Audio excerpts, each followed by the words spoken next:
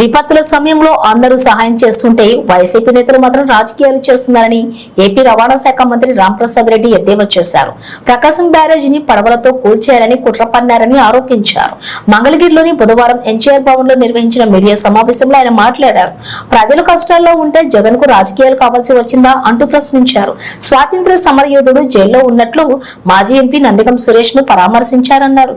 గత 10 రోజులుగా సీఎం చంద్రబాబు విజయవాడలోనే ఉంటూ అధికారులను ఎప్పటికప్పుడు అప్రమత్తం చేశారని, బెంగళూరు ప్యాలెస్ లో కూర్చొని జగన్ ప్రజల కష్టాలేం తెలుస్తాయన్నారు. జగన్ కు ఎందరో మహానుభావుల యొక్క త్యాగ ఫలితమే 1957 సంవత్సరంలో కృష్ణానదిపై ప్రకాశం బ్యారేజీని నిర్మించడం జరిగింది. ఈ రోజుటికి ప్రకాశం బ్యారేజ్ అంటే కృష్ణా గుంటూరు జిల్లా వాసులకు ఒక జీవనాడి లాంటిది. ఎందుకంటే దానివల్ల సుమారు 20 లక్షల ఎకరాల భూములకు నీరు అందిస్తున్నాం, లక్షలాది మందికి తాగునీరు కూడా ఇస్తున్నామంటే అది కేవలం ప్రకాశం బ్యారేజ్ వల్లే. ఈరోజు వర్షాలతో ప్రకాశం బ్యారేజ్ పూర్తిగా నిండిపోతే ఆ బ్యారేజ్నే నామరూపాలు లేకుండా చేయాలని కుట్ర పందింది ఎవరో మీ అందరికీ తెలియజేస్తున్నాం.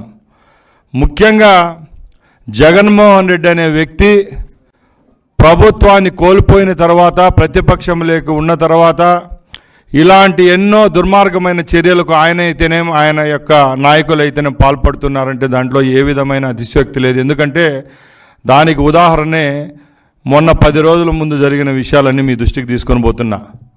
ముఖ్యంగా ఆ రోజు సెప్టెంబర్ 2వ తారీఖున భారీ వర్షాల వల్ల ప్రకాశం బ్యారేజ్ నిండడం జరిగింది. ఆ రోజున తెలుగుదేశం పార్టీ ప్రభుత్వం ఉంది. ఇప్పుడు ప్రతిపక్షంలో ఉన్న జగన్మోహన్ రెడ్డి అనుచరులు ఎవరైతే ఉన్నారో తలసిల రఘురాం, ఆయన గురించి మీకు చెప్పనవసరం లేదు. గత 5 సంవత్సరాల ముందు ప్రభుత్వం ఎప్పటి నుంచి ఉన్నిందో అప్పటి నుంచి ఇప్పటి వరకు కూడా జగన్మోహన్ రెడ్డికి పర్సనల్ అసిస్టెంట్గా ఒక ఎమ్మెల్సీగా వ్యవహరిస్తున్న అతను తలసిల రఘురాం అంటే. ఆ తర్వాత నందిగామ సురేష్ జీవితం అంతా ఒక క్రైమ్ స్టోరీ. ఎందుకంటే ఆ రోజు తెలుగుదేశం పార్టీ ఆఫీస్ పైన దాడి చేసిన దాంట్లో ముఖ్య కుట్ర పొందిన వాళ్ళలో ముఖ్య వ్యక్తి ఎవరన్నా ఉన్నారంటే అది ఆయన నందిగామ సురేష్. ఈరోజు ఆయన కటకటాల పాలవడం కూడా జరిగింది. అలాగే వాళ్ళ కోమటి రామ్మోహన్, ఉషాద్రి వీళ్ళంతా పక్కా వైసీపీకి చెందినవారు కాదా అని నేను జగన్మోహన్ రెడ్డిని అడుగుతున్నా. మీరు చేసింది ఏంటంటే తెలుగుదేశం పార్టీ అధికారంలోకి వచ్చి ఇలాంటి విపత్తులు సంభవించిన రోజు మేము ఆ ప్రభుత్వం ప్రజలకు అండగా ఉండామని చెప్పి మేము ఒక పక్కల కష్టపడి పనిచేస్తూ ఉంటే నీ యొక్క నాయకులు చేస్తున్న రాద్ధాంతం ఏం చెప్తున్నాం మేము ముందరికి తీసుకొస్తున్నాం.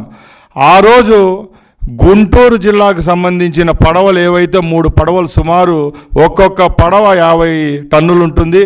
120 టన్నుల పడవలు వచ్చి ప్రకాశం బ్యారేజ్ యొక్క కౌంటర్ గేట్స్ను ఢీకొన్నాయంటే ఒకసారి అందరూ గమనించాల. ఇవి ఎక్కడ ఫస్ట్ నిలబెట్టడం జరిగింది, ఎక్కడికి వర్షం తర్వాత ఎక్కడికి వచ్చాయంటే ఒకసారి ఆలోచించాల.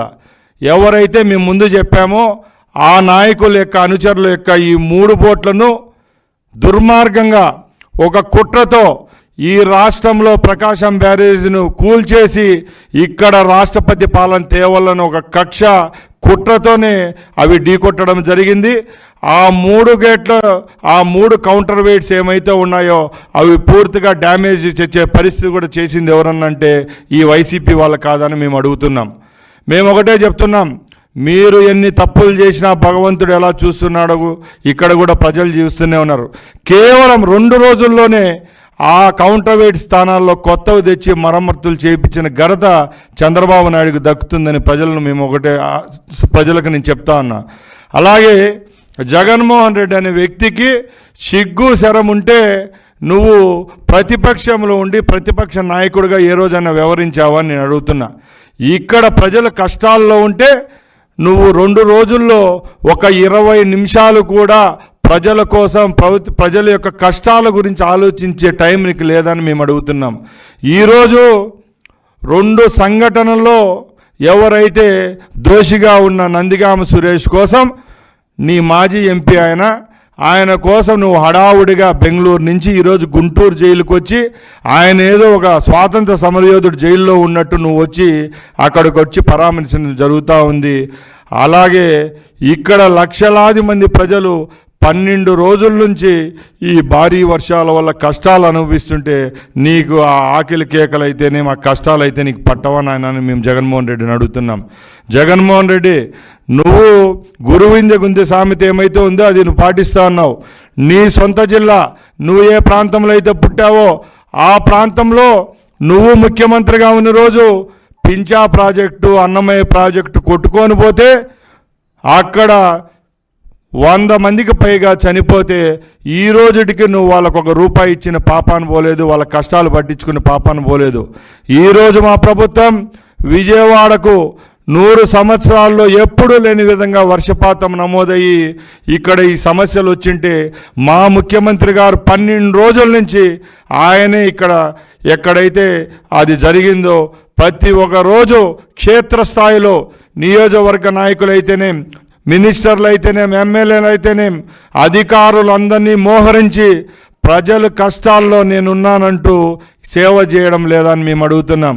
అంతే తప్పక నువ్వు అన్నమయ్య ప్రాజెక్టు, పింఛా ప్రాజెక్టు నిర్వాసులకు ఏ విధమైన ఘనకార్యం చేసినావు, ఏ విధమైన సాయం చేసినావో ప్రజలందరూ చూస్తూ ఉన్నారు.